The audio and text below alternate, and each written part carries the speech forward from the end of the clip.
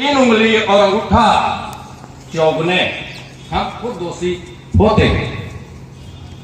तो साथियों, मैं तो कहना चाहता हूं समीक्षा की परम आवश्यकता है। क्यों? किसी कवि ने कहा है, श्वानों को मिलता दूध भात। देखिए, श्वानों को मिलता दूध भात, भूखे बालक अकुलाते हैं, माँ की हड्डी से चिपक ठिठुर जाड़ों की रात बिताते हैं। क्या बात है। और हम अपनी समीक्षा नहीं कर पाते हैं। बहुत बढ़िया। मैं क्षमा चाहूंगा, हमें कुछ लीक से हटकर काम करना होगा। क्यों?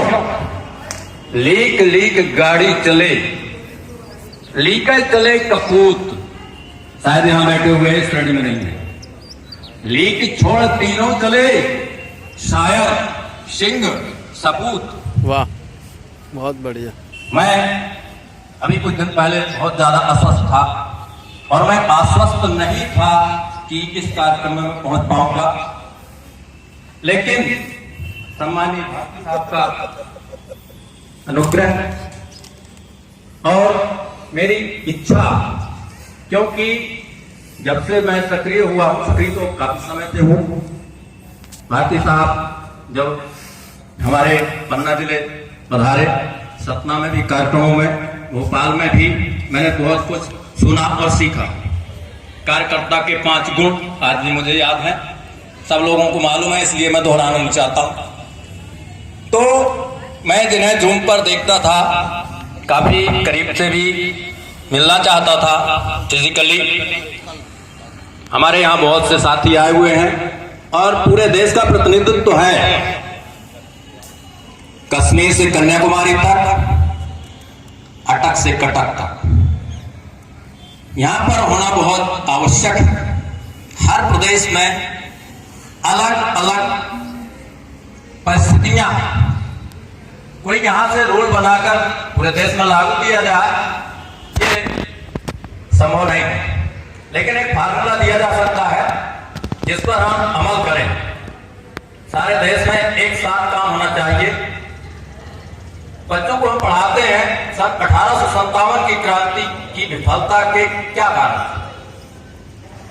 और उसमें एक बहुत बड़ा कारण था पूरे देश में एक साथ क्रांति का ना होना। हम बच्चों को एक कहानी सुनाते हैं, बच्चे सुनते हैं, एक शिकारी है, जंगल में जाल फैला देता है और बहुत सारे कबूतर उस जाल में फंस जाते हैं। सभी विचार विमर्श करते हैं, अब क्या किया जाए, अब तो मर गए, अस्तित्व का सवाल खड़ा हो गया। एक बूढ़ा सा कबूतर था, उसने कहा नहीं घबराओ मत, जाके बुद्धिबल होता है कायनात की त्रास, घन मुंडे का कर सके सिर पर छाता जा सके। बहुत बढ़िया, क्या बात है। कहते हैं अकल बड़ी है भैंस, आगे कहा अकलमंद बूढ़ों की सलाह।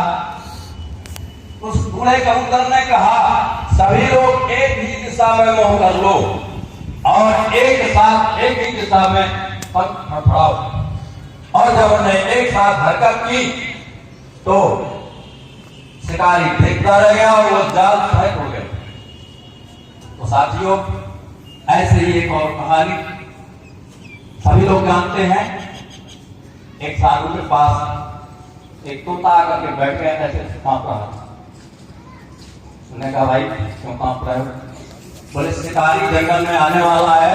जब उन्होंने देखा कि शिकारी जंगल में आया था और जाल फैलाया, दाने डाले और उन्हें चुने, और चुनने के बाद उसमें फंस गए और वो शिकारी कंधे पर रख करके जाल ले जा रहा था और सारे तोते बोल रहे थे वही तोता रटन।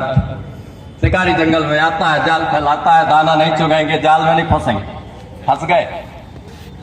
तो कथनी झूठी करनी सार, कथनी कथकथ मरे लवार, बात कम काम ज्यादा। कोई बात नहीं, कोई बात नहीं। हमें यहाँ पर एक प्रोजेक्ट बनाना चाहिए। सुबह से समीक्षा चल रही है, यहाँ ये हुआ, यहाँ ये हुआ। मान्यवर साहब के जीवन के बारे में बताए, 10 दिन भी बताते रहेंगे, पूरा नहीं होगा। मैं तो कहूंगा मान्यवर साहब को समझने के लिए मान्यवर साहब के भाषण, उनके वॉल्यूम को पढ़ना चाहिए, सारा मिशन समझ में आ जाएगा। बहुत ज्यादा भटकने की आवश्यकता नहीं। तो साथियों, समीक्षा के लिए बहुत है, एक प्रोजेक्ट बनाए और घर घर मोहल्ले मोहल्ले में हम जाने का संकल्प लें और प्रत्येक व्यक्ति को बताएं। हम अभी चर्चा कर रहे थे षड्यंत्र होता है, बिल्कुल, और षड्यंत्र से बचने का उपाय क्या है। अगर आपने अभी तक इस चैनल को सब्सक्राइब नहीं किया है तो कृपया चैनल को सब्सक्राइब करना मत भूलिए।